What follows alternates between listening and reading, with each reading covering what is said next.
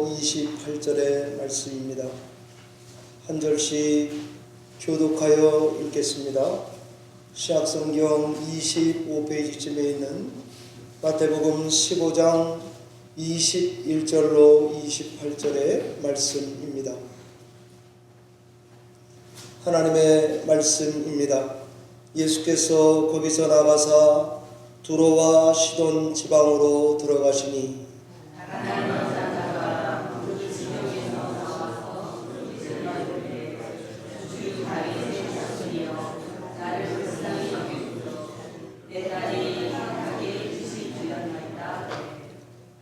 예수는 한 말씀도 대답하지 아니하시니 제자들이 와서 청하여 말하되 그 여자가 우리 뒤에서 소리를 지르오니 그를 보내소서.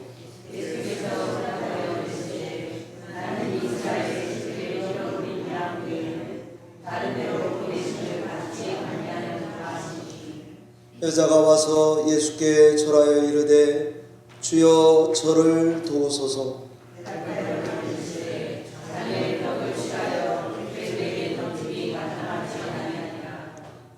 여자가 이르되 주여 올소이다마는 개들도 제 주인의 상에서 떨어지는 부스러기를 먹나이다 하니 여자여 내 믿음이 크도다. 내 소원대로 되리라 하시니 그때로부터 그의 딸이 나오니라. 아멘.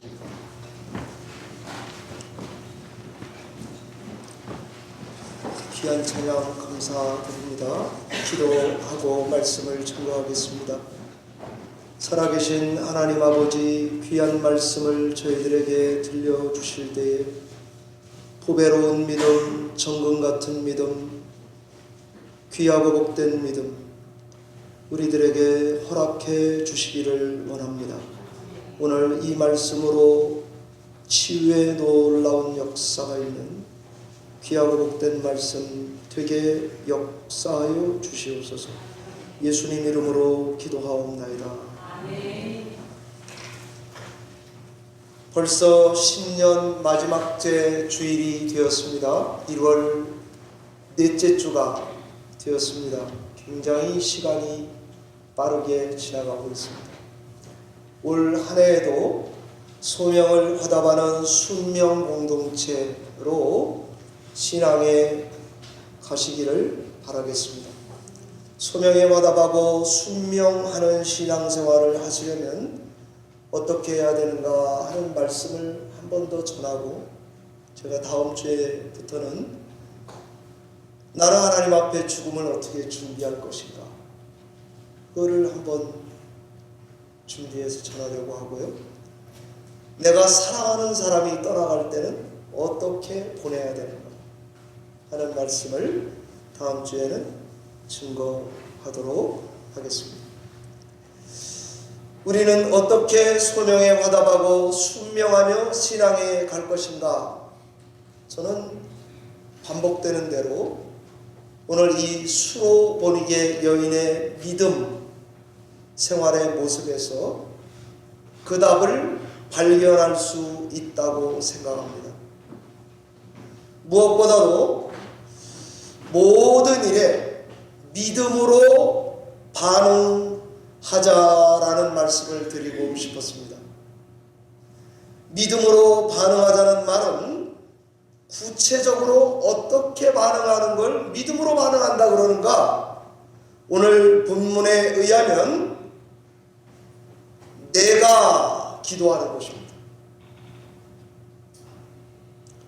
어려운 일 계기로 기회로 삼아서 내가 하나님께 나아가는 기회로 삼게 되신다면 그것이 바로 믿음으로 반응하는 신앙생활이 될 것입니다. 오늘 수로보니게 여인도 딸이 아파요. 병 들었고 귀신에 들렸습니다. 그런데 엄마가 기도하는 것은 딸을 구해주세요 이렇게 기도한 것 같지 않고 나를 구해주세요 이렇게 기도하고 있는 것 같습니다. 믿음 생활의 역설이라고 하는 것은 바로 이런 부분 같습니다. 내가 주님께 나아가서 기도할 때에 믿음의 놀라운 역사를 체험하게 되는 것입니다. 나를 구해달라라고 말하지 않고 딸이 귀신 들린 것을 통해서 이 답답한 시간을 통해서 내가 나가서 내가 기도한 것입니다. 나는 우리 열린문교회 성도님들도 또 저도요, 아마 올 한 해에 어떤 일을 맞이하게 될 거예요. 모르죠, 그죠? 그러면 내가 나아가서 내가 기도하는 그런 계기로 삼아 주시기를 바랍니다. 그게 바로 믿음으로 사는 것입니다. 믿음으로 기도한다는 말은 무슨 말일까? 다 똑같은 기도 아니에요? 그런데 믿음으로 기도하고 하나님께 나아가는 것은 찬송가 361장에 뭉태기로 다 들어가 있더라고요. 기도하는 이 시간 주께 무릎 꿇고 우리 구세주 앞에 나아가네. 믿음으로 나가면 주가 보살피사 크신 은혜를 주네. 거기 기쁨인데 기도 시간에 복을 주시네. 고난 내 마음속에 기쁨으로 충만케 하네. 이게 바로 믿음으로 기도하는 내용들입니다. 기도할 때 무릎 꿇고 주께 나가는 시간입니다. 엎드려서 은밀하게 구하는 시간입니다. 잘못된 것을 아뢰는 측은히 여김을 받는 시간입니다. 주님이 곁에 오셔서 인자하신 얼굴로 내 기도에 귀를 기울여주는 시간입니다. 우리 마음을 비우는 시간이고 주를 의지하는 시간입니다. 그래서 내가 나아가서 은혜를 구하면 역설적이게도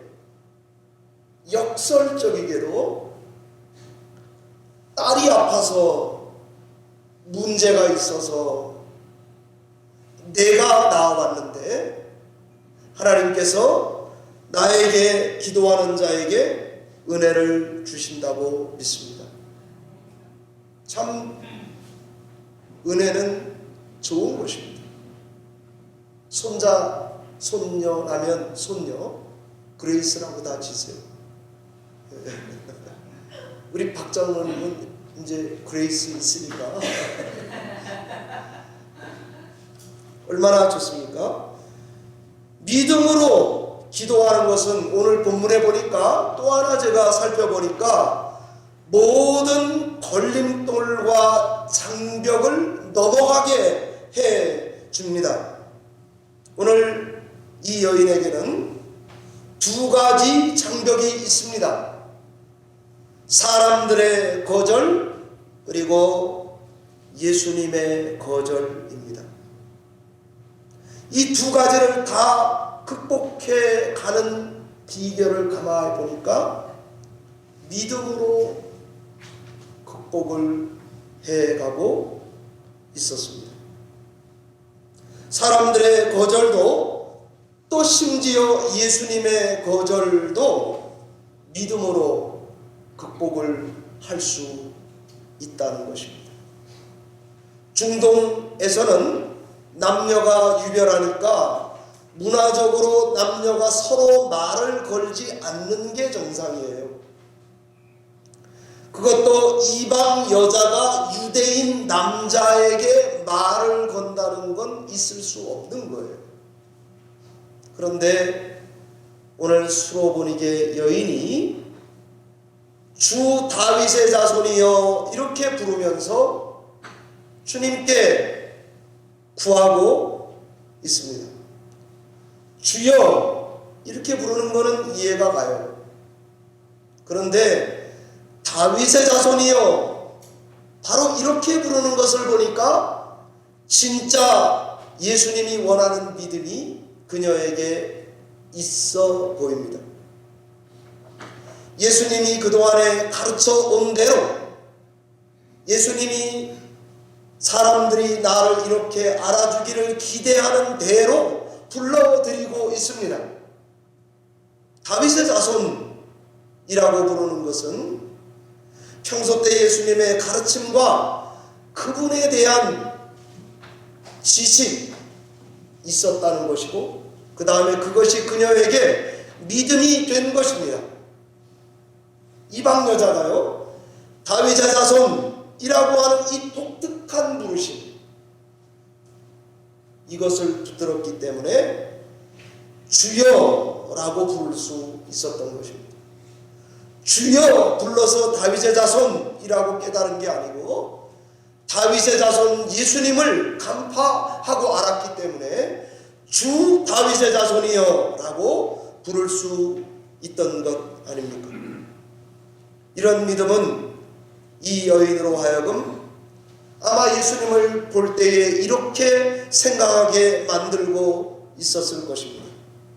예수님은 분명히 유대인이나 이방인이나 공평하게 대우하실 거예요. 남자나 여자나 차별이 없이 대하실 거예요. 내 간구를 외면치 않는 사랑과 긍휼이 있으실 거예요. 나에게 자비를 베푸실 거야 하는 믿음을 갖게 되는 거죠. 그래서 이 믿음으로 주님께 계속 나가게, 계속 부르게, 예수님 가까이에 갈 수밖에 없게, 예수님을 계속 붙들 수 있는 힘, 이것이 바로 이 수로보니게 여인이 믿음으로 기도했기 때문에 사람들의 거절, 제자들의 거절, 예수님의 거절마저도 넘어가게 했다고 보입니다. 나는 우리 열린문교회 성도님들도 신앙생활을 되게 오래 해오셨잖아요. 그런데 오늘 지금 증거하는 말씀과 같이 한 해를 다시 챌린지 도전해 보시기를 바라겠습니다. 이렇게 믿음으로 신앙하게 되면 하나님께서 우리를 더 큰 은혜의 세계로 인도해 가시리라고 저는 믿습니다. 여러분 지금도 큰 은혜로 신앙하는데, 아니 더 큰 은혜의 세계는 뭐예요? 사모하기는 해요. 뭐 눈에 좀 보이는 거예요? 은사를 좀 받는 거예요? 어느 게 더 큰 은혜의 세계로 인도하는 것입니까? 오늘 말씀은 그냥 간단해요. 기도에 응답해 주시는 거예요. 딸에게서는 귀신이 나갔습니다. 구한 걸 들어주시는 거예요. 예수님이 이 땅에 오신 진짜 목적을 캐치해낸 거예요. 세상과 나는 간 곳 없고 구속한 주만 보인다 라는 신앙 고백을 소유하게 되는 거겠죠. 너 믿음이 진짜 크다 라고 인정받는 거겠죠. 그리고는 동시에 딸도 낳는 거예요. 다 들어주시는 거예요.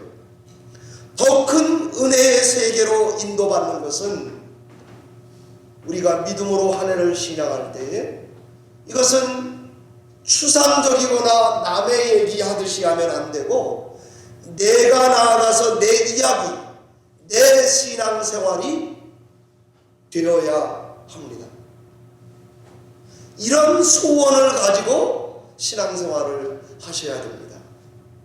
요게 없으면 작년이나 올해나 뭐 다르겠어요?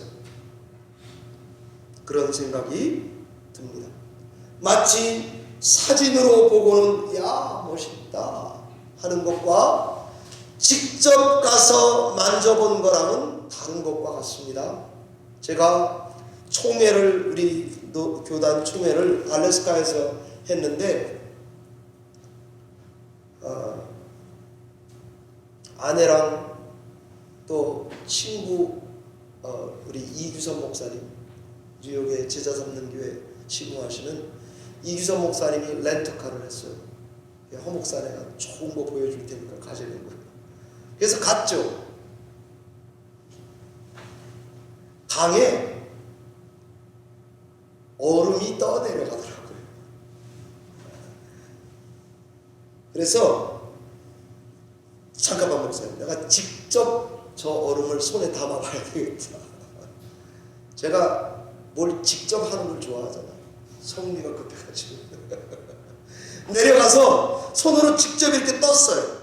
그리고는 제 아내한테 사진을 찍어달라고 했어요. 내 얼굴을 담지 말고 손만 담아달라고. 그래서 손에 알래스카 강에 둥실둥실 떠내려가는 얼음 덩어리들을 찍어놓은 게 있습니다.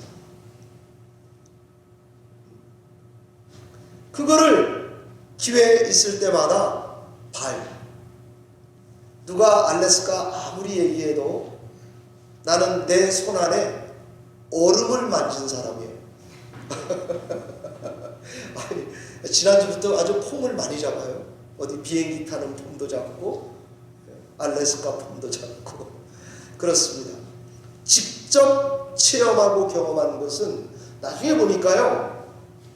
아니 돈 내고 목사님들은 배 타고 가셔서 얼음이 떨어지는 것도 봤다고 그러더라고요.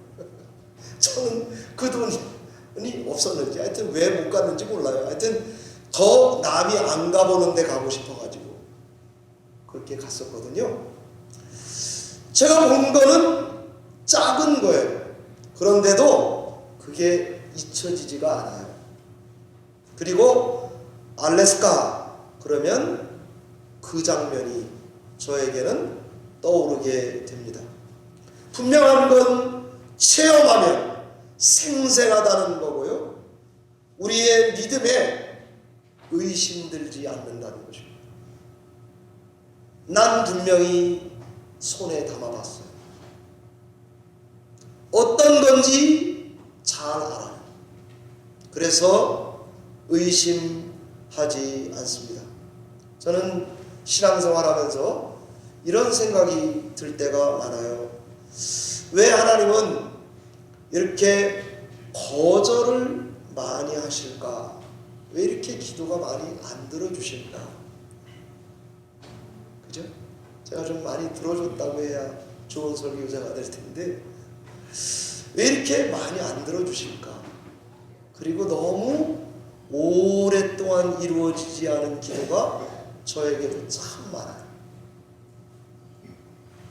왜 이렇게 나를 대해주실까? 어떨 때 마치 기도를 하면 아무 대답이 없어 보입니다. 심지어는 등을 돌리고 앉은 것 같습니다. 어떨 때는 찬바람이 부는 것 같습니다.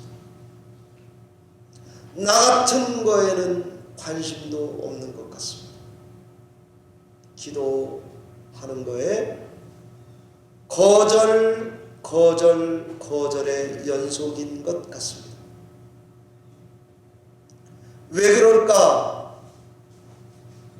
서운한데. 저는 나중에 이런 믿음이 생겼습니다.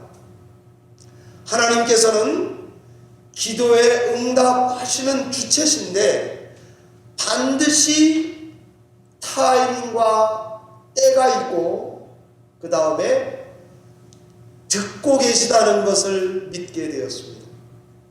그런데 왜 거절하시는 것처럼 느껴질까? 제가 하나 깨닫게 된 것은 모든 이에게 모두에게 은혜를 주시기 위함이라는 것입니다. 다 이렇게 하시는 데는 이유가 있다는 것을 알게 되었습니다. 이유가 뭔지는 몰라요. 그냥 있다는 것은 알게 되었습니다. 예수님이 오늘 본문의 말씀과 같이 가르치실 때에 한쪽 사람들에게만 가르치신 게 아니고 양방향 양쪽 다에게 말하고 있다는 것을 꼭 기억하셔야 됩니다. 유대인에게 예수님은 메시지를 주고 있습니다. 제자들에게요. 동시에 수로보니게 이방 여인 동료 시민들에게도 메시지를 주고 있는 것입니다. 유대인 제자들에겐 예수님이 엘리야 선지자 같은 분으로 메시아다라는 메시지를 주시고 있습니다. 이방 여인에게는 참으로 복음이 무엇인지를 가르쳐 주고 있습니다. 유대인에게는 유대인의 편견과 틀을 깨뜨리도록 하고 있습니다. 이방 여인에게는 그의 편견과 틀을 깨뜨리게 하고 있습니다. 사랑하는 성도 여러분, 어떻게 한 입으로 두 말을 할 수 있겠습니까? 그러니까 지금 이 여인에게 냉담하게 보이는 이 모습은 어찌 보면 본심이 아닌 것입니다. 두 공동체, 두 문화권을 넘어서서 믿음으로 하나님께 나아가는 게 뭔지를 양쪽 다에게 설명을 해내야 하는 것과 같습니다. 우리 성경에 보면 왜 이렇게 종말이 늦게 오나 싶잖아요. 그죠? 빨리 끝났으면 좋겠잖아요.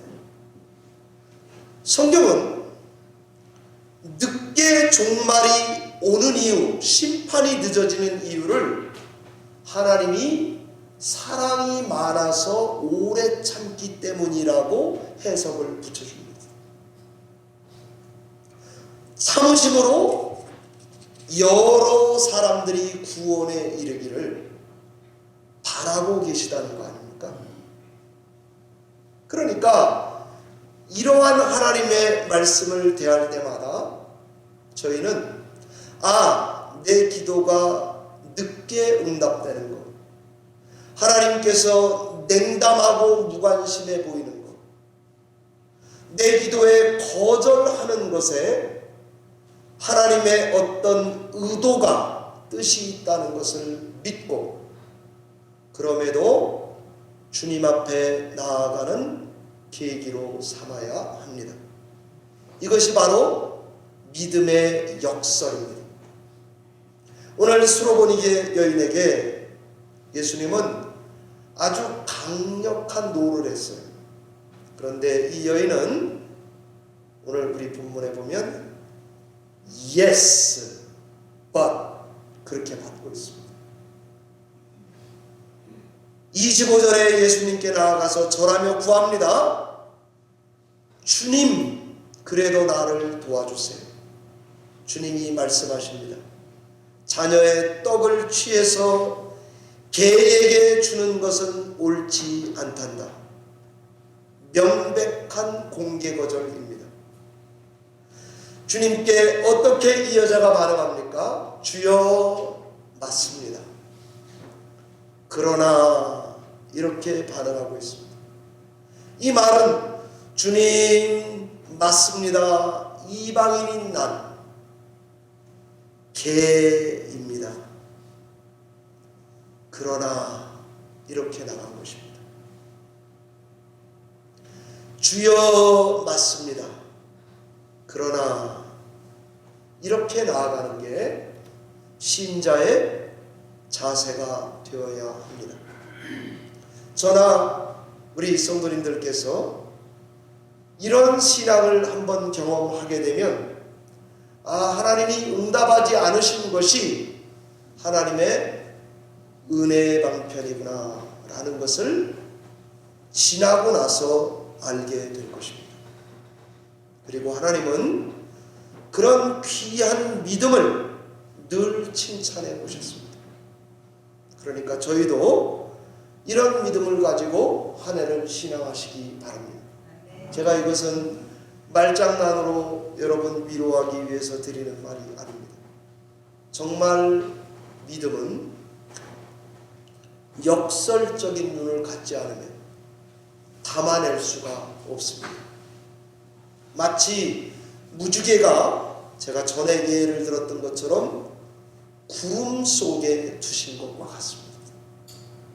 무지개를 잡으러 가보세요. 못 잡아요. 그런데 in the cloud, 구름 속에 두셔서 하나님의 언약을 계속 상기시켜 주듯이 말입니다. 그러니까 하나님의 거절 좀 냉담한 것 같다고 느껴지실 때에 그럴 때라도 하나님께 믿음으로 나아가시기를 바랍니다. 저는 말씀을 준비하면서 아마 성도님들은 다 아시겠지만 총신대학의 김지찬 교수님을 제가 참 좋아합니다. 뉴욕에 작년에 특강을 하러 오셨는데 사진 찍으러 갔어요. 무슨 연예인 만나듯이. 나는 그 교수님이 좋더라고요. 그래서 가서 사진 하나 찍어놨죠. 우리 웹사이트에 올릴까 그러다가 안 했어요. 총신대 김지찬 교수님이 1년 전에 하신 설교를 보니까 제가 들었는데, 마틴 루터가 종교개혁을 할 때마다, 종교개혁 때에 고비를 당할 때마다, 어려움을 당할 때마다 수로보니게 여인 요 본문을 자주 설교했다는 것입니다. 쉬어봤더니 13번을 했대요. 그러면서 이렇게 말을 하더라고요. 믿음의 역설이 아니고서는 하나님의 은혜를 붙들고 신앙할 힘이 없었다는 거예요. 그래서 이 본문이 종교개혁에 사느냐 죽느냐 하는 순간에도 루터에게는 한편의 설교와 같았다는 것입니다. 그러면서 루터의 이런 부분을, 제가 이거 번역되지 않았던 것 같은데 그분이 루터 전문가가 돼가고 있어요. 보통 총신 그러면 존 칼빈이 시조 아니에요. 그런데 루터에 대해서 설교하는데 이렇게 인용하고 있습니다. 읽어보겠습니다. 우리에게 유익한 것은 숨겨져 있다. 그것도 너무 깊이 숨겨져 있어서 때로는 정반대의 얼굴로 보인다. 이와 같이 생명은 죽음 아래 숨겨져 있고 사랑은 미움 아래 숨겨져 있고 영광은 수치 아래 숨겨져 있고 구원은 정죄 아래 숨겨져 있다. 우리의 왕권은 포로됨 아래 숨겨져 있고 천국은 지옥 아래 숨겨져 있다. 지혜는 어리석음 아래 숨겨져 있고 의로움은 죄 아래 숨겨져 있고 강함은 약함 아래 숨겨져 있다. 무엇이든지 좋은 것은 우리의 것이 아니라고 부인할 때에 바로 그때 주어진다. 이렇게 번역을 해 놓았습니다. 저는 이 부분을 읽으면서 왜 마틴 루터를 십자가의 신학자라고 말하는지 알 수가 있었습니다. 십자가의 역설에서만이 루터란 교파의 보석 같은 전통이 숨겨져 있는 것입니다. 그래서 저는 루터란 전통을 이해하게 됩니다. 예수님이 제자들을 가르치시는 방법을 가만히 보면 그 지혜가 깊고 힘이 있습니다. 유대인 제자들에게 어떻게 가르칩니까? 너네 틀렸어. 너네 믿는 것들은 편견이야. 유대인의 고정관념에 불과해. 잔소리치고 호통치지 않습니다. 수로보니게 여인에게는 어떻게 가르칩니까? 너는 가나안 사람이고 여자야. 난 다윗의 자손이고 남자야. 너는 하나님이 나에게 맡기신 사람이 아니야. 그런데 왜 내가 너 같은 이방인을 상대해야 되지? 이 거절과 같은 얼굴을 통해서 그것을 뚫고 나오는 믿음을 보고 큰 믿음이라고 칭찬하시고 있습니다. 사랑하는 성도 여러분, 우리들이 가지고 신앙생활하는 이 믿음에는 아주 복합적인 레시피가 들어가 있습니다. 개와 같은 자리까지 낮아져야 되는 겸손이라고 하는 ingredient, 식탁에서 떨어지는 빵 부스럭이라도 좋다고 자족하는 깊은 믿음이라는 ingredient, 나는 개입니다 라고 말하는 참회라고 하는 ingredient, 자신의 목표가 이루어지기까지 개 취급도 마다하지 않는 지혜라고 하는 ingredient가 들어가서 저와 여러분이 가지고 있는 정교한 기독교 영성을 만들어내는 것입니다. 결국 주님은 나를 불쌍히 여기소서 이 기도에 응답해 주셨습니다. 딸이 귀신 들렸어요. 이 문제를 해결해 줬습니다. 나는 개와 같아요.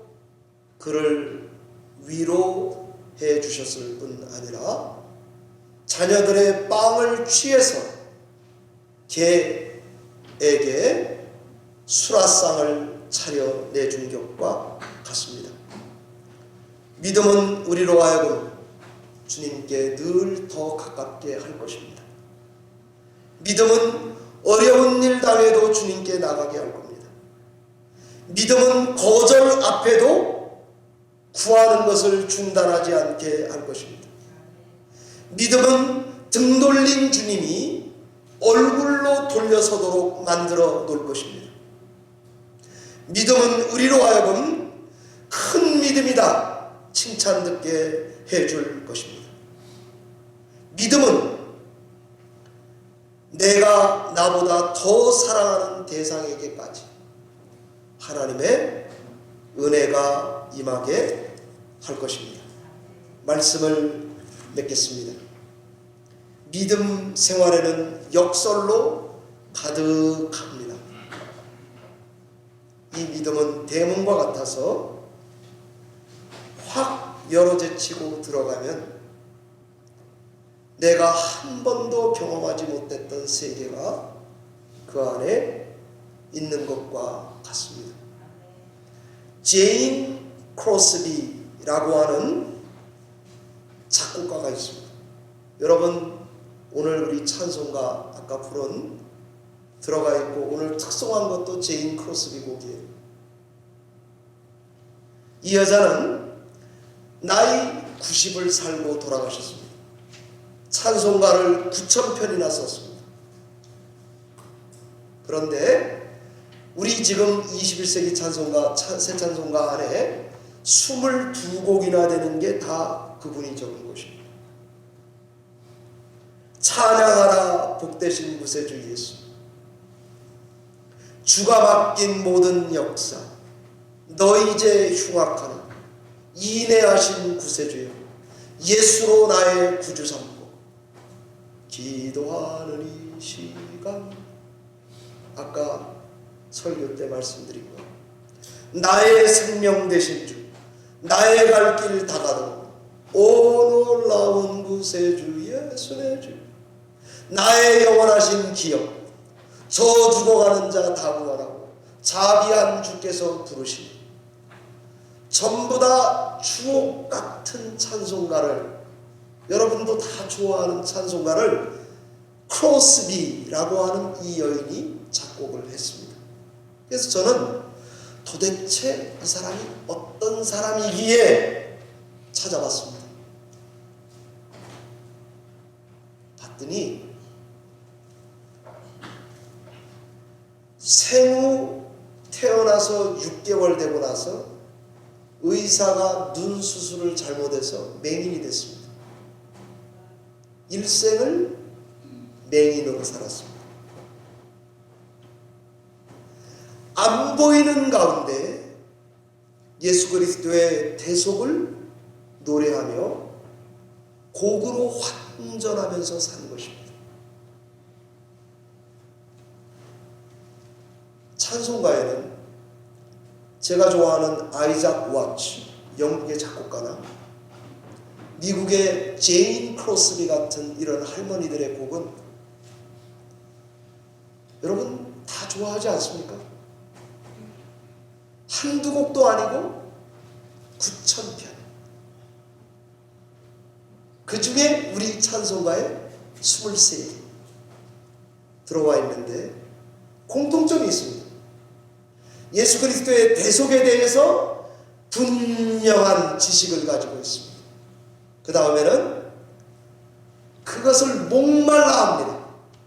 심지어 눈을 보게 해줄까요? 그래도 지금이 좋습니다. 이렇게 말할 정도입니다. 안 보이는 시력을 가지고 안 보이는 하나님의 세계를 영안을 열어서 보았기 때문에 세대를 초월해서 우리에게 마치 내 내면의 깊은 것을 노래하는 그런 노래를 지어주신 거죠.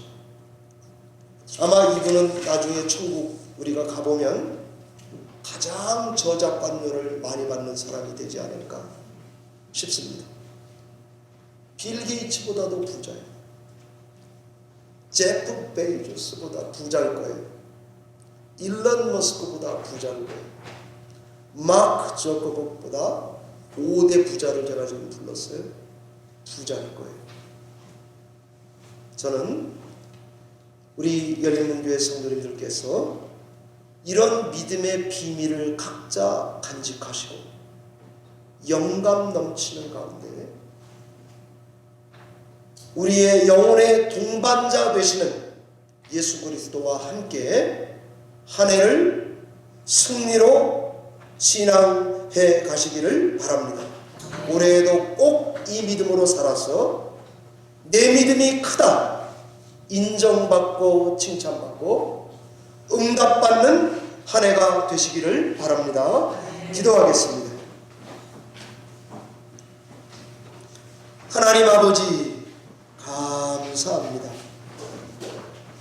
우리는 너무도 초라하고 부족합니다. 마치 개와 같습니다. 주인의 상에서 떨어지는 빵 부스러기를 핥아먹는 존재와도 같습니다. 하나님께서 이와 같은 마음으로 은혜를 사모하고 그리스도의 구원을 사모할 때에 1년 내내 우리에게 은혜 베풀어 주실 줄 믿습니다. 이 믿음을 가지고 하나님께 칭찬받고 인정받고 그리고 간구하는 것이 응답되어지는 한 해가 되게 하여 주시옵소서. 주께 의지하옵고 예수님 이름으로 기도하옵나이다.